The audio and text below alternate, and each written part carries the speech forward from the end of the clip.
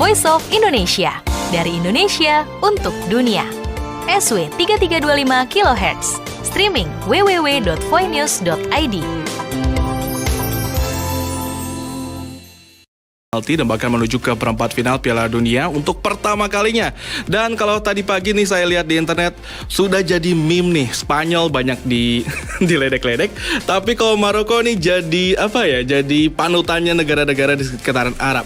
Tapi penasaran gak sih gimana euforianya masyarakat Maroko tahu bahwa timnas negaranya bisa maju ke perempat final untuk pertama kalinya? Kita langsung tanya nih dengan Mumtaz Azami, pelajar Indonesia di Maroko. Selamat pagi waktu Indonesia Barat, Mumtaz. Selamat pagi Mas Steve. Gimana kabarnya? Saya sih kabar baik ya. Di sana sudah pagi atau malam? Di sini dini hari Mas. Oh dini jam hari 1 ya? Dini hari. Jam 1. Oke. Saya langsung nanya nih, pengen tahu gimana sih semalam euforianya. Mas ikutan nonton kan?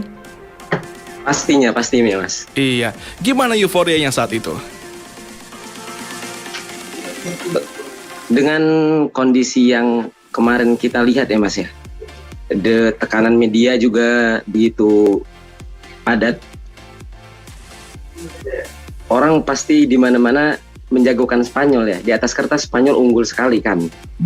Itu juga buat beberapa pihak yang nonton di Maroko, mereka ya udah let go aja gitu nontonnya. Makanya tadi waktu habis nonton itu asli pecah. Jadi di Maroko itu Mas, akses menonton itu rata-rata 80% didominasi oleh kafe-kafe yang berada di pinggir jalan. Jadi akses untuk di rumah itu rata-rata terbatas. Jalanan sepi, sekolah-sekolah pada libur, semua berbondong ke kafe-kafe. Anonimus masyarakat pun tinggi sekali ya, tergolong tinggi untuk negara Arab, melihat keadaan negara-negara wakil Asia yang sudah gugur seperti Korea Selatan, Jepang yang kalah dramatis baik di 2022 ini maupun 2018 kemarin, pun juga Maroko yang di 2018 drawing grupnya kurang memuaskan. Luar biasanya tahun ini semua lini masuk dalam memeriahkan hal ini, mulai dari kalangan rakyat pasar maupun anak-anak sekolahan, hingga tadi yang terbaru kita dapat kabar itu bahkan raja pun turun ke jalan Mas untuk memeriahkan perayaan kemenangan atas Spanyol ini. Oh, atas Maroko ya? Bukan. Iya, atas kemenangan timnas Maroko ini. Nah, raja kan sampai turun ke jalan nih, pengen tahu nih. Ini sampai kayak Arab Saudi nggak sih sampai ada hari libur? Kalau di kita sih belum tahu ya Mas. Belum tahu ya, tapi ngarep ada hari libur kan? Kalau yang tadi itu teman saya, ya kan pertandingannya itu mulai pukul 16 waktu setempat. Itu teman saya yang ada di kampus ke kampus jam 14, jam 2 siang. Itu kampusnya udah kosong plong, nggak ada sama sekali. Kosong plong, pun keadaan jalan-jalan itu kurang lebih kayak kayak siang hari di musim panas. Jadi rata-rata kalau musim panas itu kan Mas, kalau siang biasanya ngindarin panas, masuk rumah, Ngadem ya, berdiam di rumah gitu, iya ngadem gitu. Jadi kelihatannya tadi walaupun sekarang lagi musim dingin, itu kerasanya musim panas, sepi banget jalanannya. Toko-toko pada tutup. Iya. Toko-toko pada tutup, berbondong-bondong ke kafe, kuliah sekolah sepi. Bahkan itu kafe-kafenya rame itu mulai 2 jam sebelum pertandingan. Itu udah full. Itu pasti udah full 2 jam itu. Itu meskipun sebenarnya orang-orang Maroko sendiri, tadi kata Mas juga sudah pasrah ya dengan Maroko sendiri. Itu sebelum tahu bahwa Maroko bisa menang ya? Melihat dominasi Spanyol di grupnya ya, yang membantai Costa Rica 7-0, pun kemarin kalah dari Jepang pun karena dilihat menggunakan tim lapis 2 ya, karena udah dipastikan lolos. Tapi sayangnya kepedeannya nggak terbukti ya Mas ya, kalah sama Maroko. terlepas itu statistik yang mendominasi, Mm-mm. mulai dari akurasi umpan hingga dominasi permainan secara penuh ya. Tuh. Nah, jadi pengen penasaran nih Mas, kalau Mas sendiri merhatiin nggak sih sama timnas Maroko? Merhatiin banget Merhatiin, nggak sih Mas. komposisinya? Merhatiin. Nah, itu kalau Merhatiin. menurut Mas sendiri, ini gimana sih kualitas timnas Maroko saat ini? Untuk saat ini jadi salah satu bentuk perhatian raja dengan sepak bola Maroko itu dimulai pada tahun 2009 nih Mas. Mm-mm. Raja membangun sekolah sepak bola Football Academy Muhammad Sadis Muhammad 6 itu di Kota Salih pada tahun 2009 dengan kurang lebih menggelontorkan dana 17 juta dolar tahun 2009.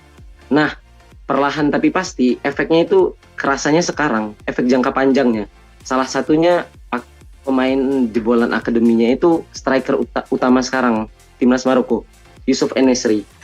Begitu juga itu ada pemain tengahnya nomor 8 Izzuddin Aunahi sama back nomor 5 nomor punggung 5 itu Naif Aguer. Itu sekarang tiga-tiganya menjadi pemain inti di skuad utama.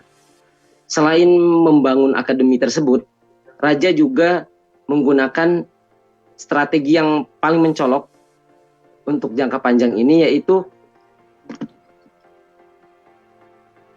dengan menarik pemain-pemain naturalisasi yang bahkan kelahirannya pun dari luar Maroko itu sendiri. Salah satunya yang paling mencolok itu kiper utama timnas Maroko yang semalam tampil sangat heroik menyelamatkan 3 penalti Spanyol, Yasin Bono. Itu beliau kelahiran Montreal, Kanada. Madrid.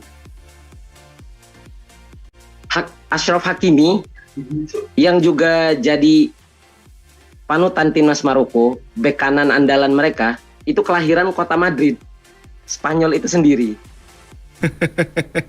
Dari Spanyol ngalahin Spanyol ya? Iya Mas, itu juga banyak jadi meme itu. Di mana-mana jadi meme.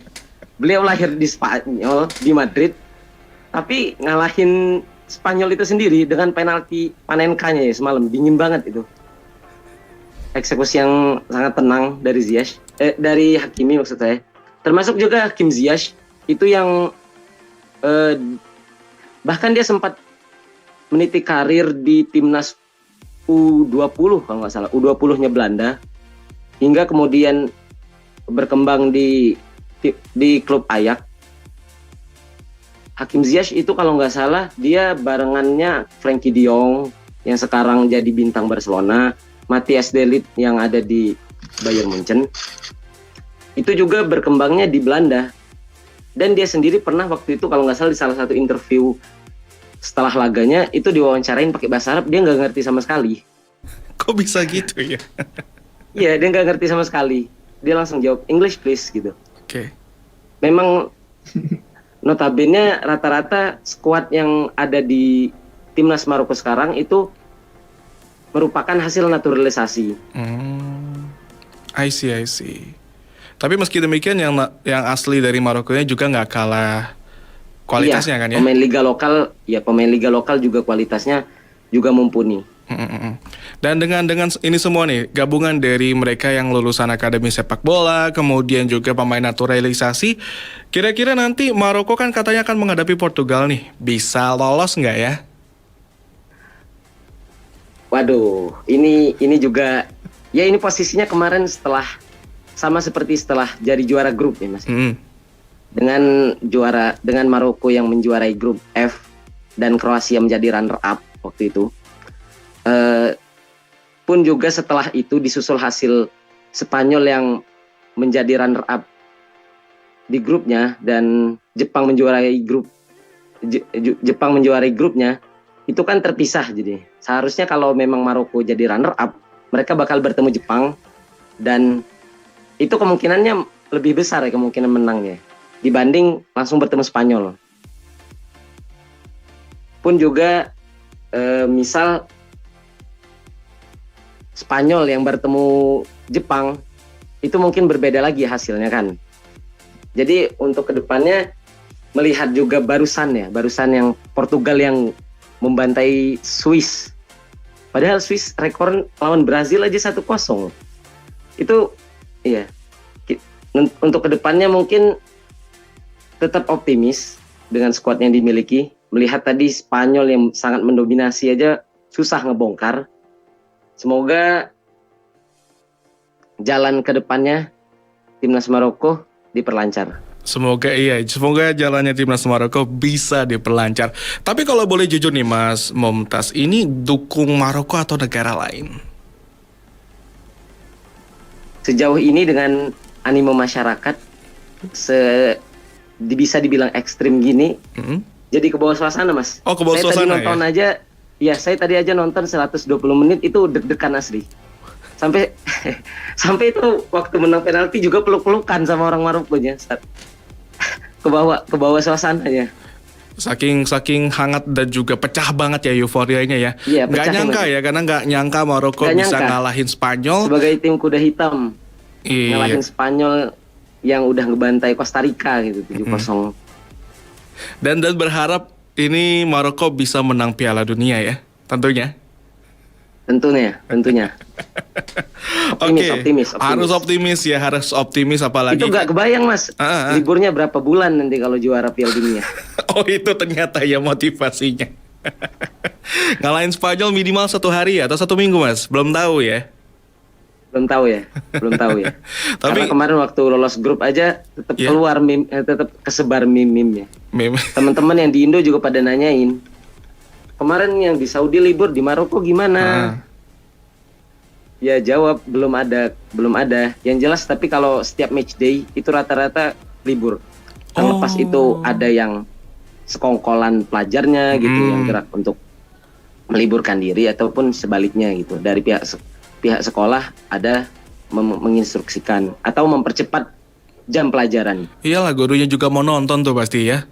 Jadi nggak ditahan-tahan muridnya. Iya. Oke, kalau gitu Mas Momtaz Azami, thank you nih udah join di Voice of Indonesia, cerita gimana euforianya. Nanti kalau misalkan nih menang lawan Portugal dan bahkan sampai final, ngobrol lagi yuk soal Maroko di Piala Dunia. Hati Mas, yang senang hati. Oke, thank you Mas Momtaz. Ini kan udah jam 1. Kayaknya mendingan Mas langsung lanjut tidur lagi ya, oke? Thank you very much. Have a nice day. Yuk. Makasih Mas. Sama-sama.